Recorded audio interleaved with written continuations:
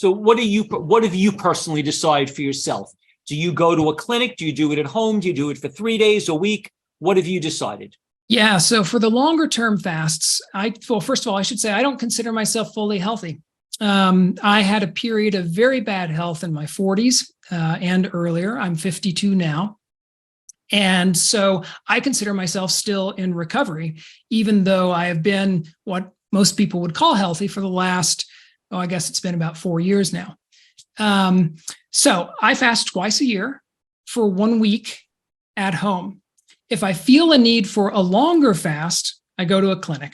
So just this past February, for instance, a few months ago, I went to a fasting clinic in Puerto Rico because actually while I was completing my book here, it was a period of very intense stress. I developed a case of tinnitus, ringing in my ears. I didn't have anything else wrong with me, but this tinnitus has persisted. So I went to Puerto Rico. I fasted for, I believe it was 29 days, which is something I would absolutely never do at home. I wouldn't do at home anyway, but especially me with my body now, I don't have a whole lot of weight to give. So when you start getting lower and lower and lower in weight, you definitely want to have a doctor who knows what they're doing, looking at all your readings and so on and saying, is this, is it time to call off the fast because you just don't have any more to give? So that's my practice. My wife, who is exceedingly healthy, has nothing that we know that's wrong with her. She fasts once a year for 7 days at home. So overall, in conclusion of the protocol, we're saying that there's a guy in Costa Rica, Lauren Lockman, with Tanglewood Wellness. And I called him once and I asked him about fasting. And he said very clearly that 7 days, just nothing, you don't get it nearly, the progress happens later. You got to do it longer. And he felt very strongly that the real benefits don't happen in 7 days, they happen in longer fasts. Any thought on that? I don't believe the science backs him up. And I say that because we have studies. There was a very famous, at least famous in the fasting world, study, for example, of people who fasted for rheumatoid arthritis. I believe the average fast was right about a week, maybe a little flexibility, but certainly no more than 10 days. It wasn't a 2 week or 2 month or anything like that fast. It was a week of fasting followed by, for the remainder of the year, they ate first a vegan diet and then later in the year a vegetarian diet. During their fast, they improved on basically every metric that the researchers looked at. Number of swollen joints, degree of swollenness in their joints, degree of tenderness, grip strength in the morning when they woke up, amount of pain, how many painkillers they took, overall assessment of health. This all improved in 7 days of fasting. All right. And was maintained with the plant forward diet that they did for the remaining, 12 months of the study. So, and we don't have 1,000 studies that show this, but we do have study after study after study that shows this. Goldhammer, along with T. Colin Campbell, did a very famous study in the fasting world on blood pressure. And on a fast of just 10 days, they lowered people's blood pressure, people who had high blood pressure, lower than any intervention had ever done before, better than any pill, better than any procedure. The average drop in people's high blood pressure was 37 over 13 points. That is twice at least what a very successful pill can do. And the people with the worst high blood pressure, stage 3 hypertension, I think it's called stage 4 now, their top number, the systolic number in a blood pressure reading, dropped 60 points, 60. That is off the charts in just 10 days. And believe me, even within just 7, it had probably dropped about 40 points or so. So you can get some enormous benefits in a short amount of time. That said, story after story after story of people who go, they fast, they get no improvement the first week, no improvement the second week, and all of a sudden, maybe the third week, they start to notice something changing. And by the 4th week, they've got a lot changing. By the 5th week, they've got their health back. So it is true that longer fasts are often needed for particularly more persistent conditions. But it's not true that a 7-day fast is not going to get you anything.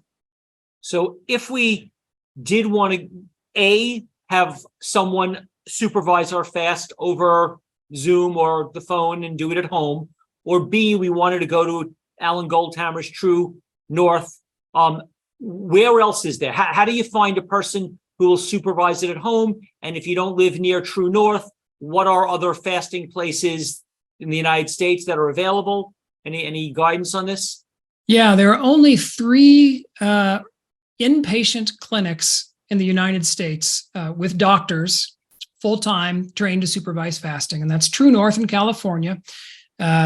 Gracie Ewan, a chiropractor in Ohio, runs an outfit called, I think it's Dr. Gracie's Wellness Retreat. And Dr. Asa Fry and Dr. Joanna Fry, also chiropractors, run the retreat in Puerto Rico that I went to. It's called Clinica Back to the Garden. All these people were trained at True North. There may be other, True North is training people all the time. So there are other doctors around and about who may be capable of supervising fasting. But as far as people who've actually held out, put out a shingle and said, this is a fasting clinic, come here and fast with us.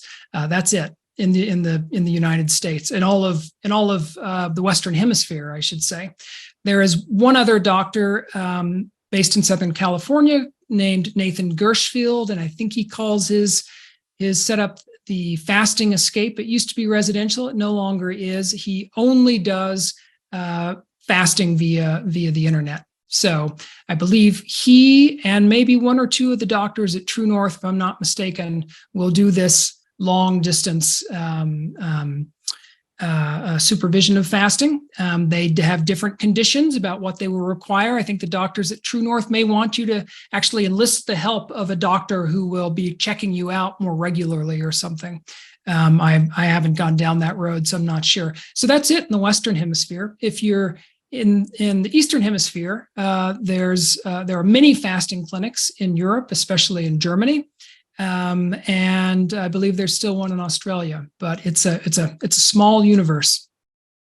And what was the second one, Dr. Gracias? Where was that? In Ohio?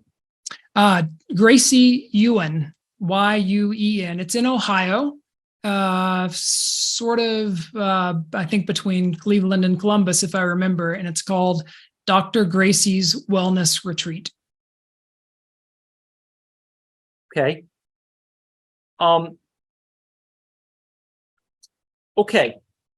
So these are all of those, I should say, Stephen, sorry to interrupt, but those are all listed on the frequently asked questions page of my website, stevehendricks.org, if anyone didn't or wasn't able to jot all that down. So if we decide to do this at home, one more time, the same exact question. If we do it 7 days, is this something that you're saying this could be dangerous, you could die? Or are you saying we've done 10,000 of these, no one's ever died, no one's ever had to go to the hospital? Like, are there cases when this is dangerous? I mean, that we really should always have a supervisor, or how do we think this through? Yeah, so I will say I am not aware of anyone who has done anyone. Remember, the criterion here is you are in good health, right? You don't have a diagnosis, you're not taking medication. So we're only talking about healthy people here. I'm not aware of any record of healthy people fasting for 7 days and dying. Now, unlike, Alan Goldhammer, I haven't, run a clinic that supervises 20,000 fasts, or like the Buchinger Wilhelmi family in Germany, whose clinic has been open for more than a century and supervised 250,000 fasts. I don't know the entire history of fasting, but I will tell you that it seems to be extraordinarily safe. I do want to pass on, for instance, Goldhammer's concerns, though, because again, I'm not a scientist, I'm not a doctor, I don't have all the possible information here. But to answer your question straight on, no, I do not know of any healthy people dying in a fast as short as 7 days. I know of healthy people who tried longer fasts and took it too far. And they died after, 32 days or 52 days or something like that. But in this short amount of time, no, I have not seen a record of someone's death. And how many people do you know that have done 7 day fasts that we're okay? Like, I understand you're saying you don't know any bad outcomes. Do you know of 3 good outcomes? Do you know of 300 good outcomes? Do you know of 3,000 good outcomes? What's the ratio? It's good that you don't know any bad ones, but do you know a lot of good ones or just a few?